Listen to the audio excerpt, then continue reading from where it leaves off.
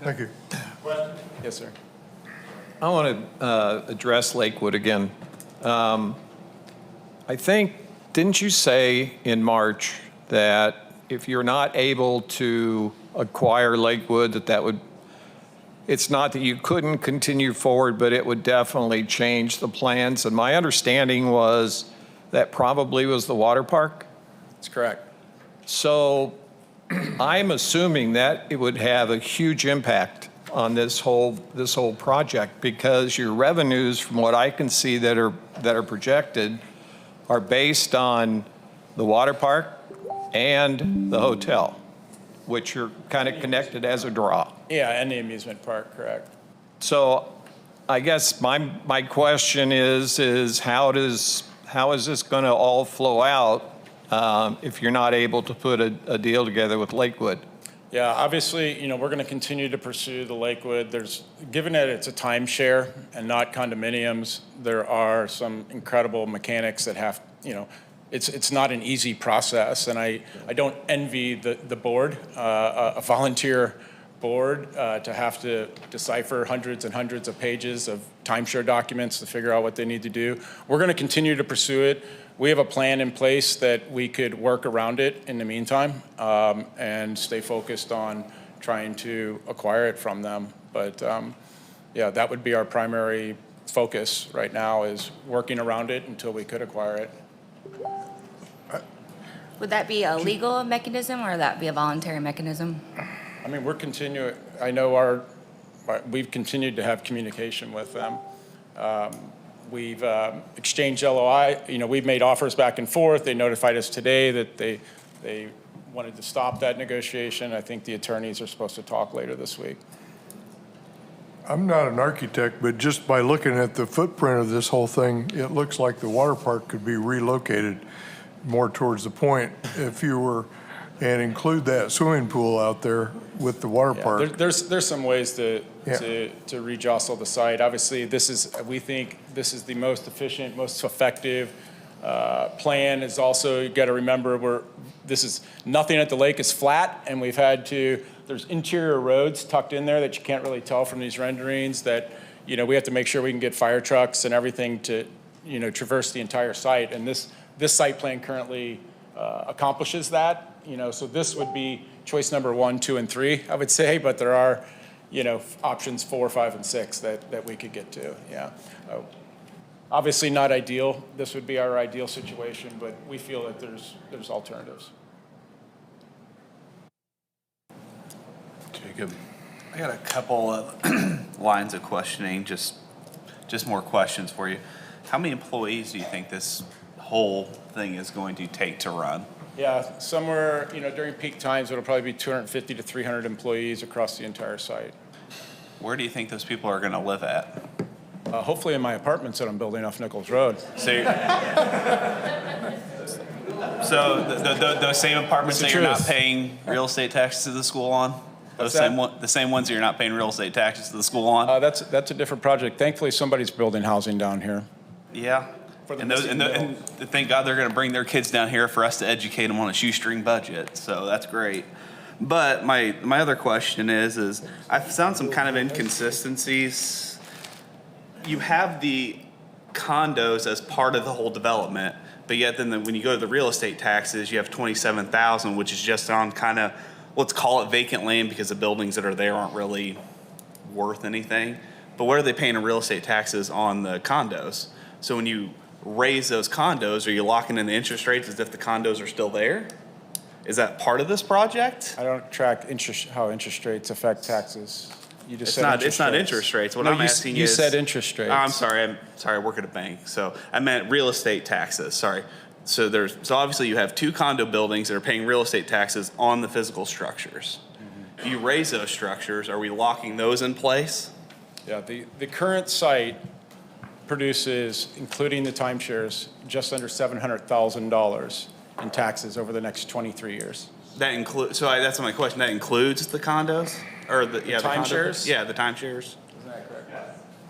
Yeah, that includes it. The existing assessed value of the entire area, including the condos, is 900, and that included them, even though they're not part of the project? So that $957,000 in assessed value, that becomes your base year. That's where assessed the school value. gets 680 of that over the Yeah, period. over 23 years. Yeah. No, well, the nine. We're gonna It's pay- 20 we're gonna it's pay the 20 it's school district- $27,000 a year. But we're going to pay annually. the school district almost that much every year in personal property taxes that are currently generating $0.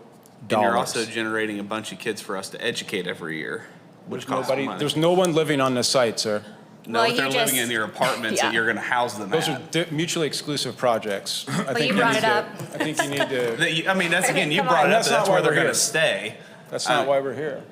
But we're all a community. Every part affects every other part. I mean, and I understand that that is. And so I just wanted to make sure that, you know, that also included the condos because I don't want to make sure that we're limiting ourselves on money that's something that's going to be raised. So that's kind of part of it. So, and then again, and this is just one thing, how is a parking garage for your resort and the amusement park complex, how does that help anybody outside this project? Just because there's going to be less congestion because of your project? Well, one, I won't own the parking garage. The parking garage will be owned by the TDD and then given to the city. The incentive structure pays for the long-term maintenance and CapEx reserves of it. Can we But charge parking fees and give that to the school? We I'm throwing intended, things. Can we get intended some the interest? entire Can we amusement get park some to be sales free. tax revenue from Osage Beach for all the money? You'll be getting $600,000 a year in personal property tax. I mean, according to your numbers, but when those probably come back, it'll probably be less too. Well, Columbia Capital vetted those and they work for you guys.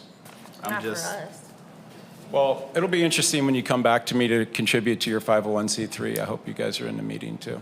Yeah, that will be very interesting, and your smugness is very noted. Yeah, good, thanks. How's the leg? Appreciate it. no. Okay. I have one quick question about Lakewood, if you wouldn't mind. Yeah, please. Do you anticipate, you know, if this thing just goes completely, I mean, they just say no, do you anticipate the possibility of private use eminent domain? Now, we're going to continue to try to pursue to buy it from them. You know, I was talking to the gentleman from the board before the meeting. You know, we intend to continue to try those negotiations. So you would not entertain private use eminent domain? No, Okay, I'm not thank you. using eminent domain. I appreciate that. Anyone else? The public could just look at it. You're elected. Come on up.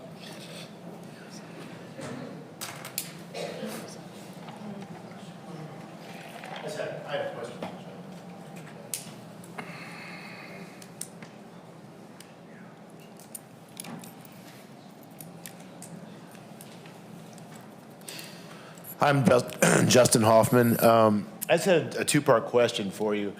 What happens if, I assume that the local TIF is going through first, and the super TIF would come second, correct?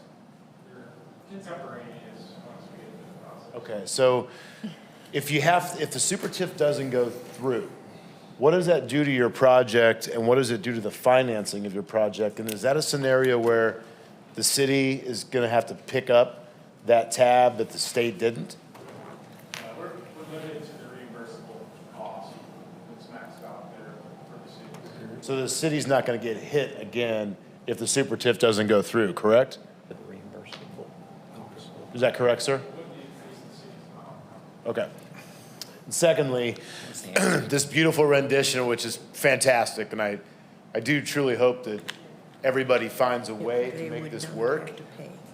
I desperately want the school to get their portion. But what happens if you have to walk this project back? That Ferris wheel I've seen in artist renditions in 4 or 5 different developments down here. What if you get this great TIF and then the project is having to scale back? Is there a contingency plan to that? And what is the percentage likelihood of the Ferris wheel actually going in? 100%. Is it coming in from is it coming from Norway or? Because I lived in Atlanta for 20 years, and the Ferris wheel down there did a great thing. It really did revitalize that area. Well, hold on a minute. Okay, This so is it's an going in, that's on alderman. the books, 100%? Okay, that's what I wanted to hear.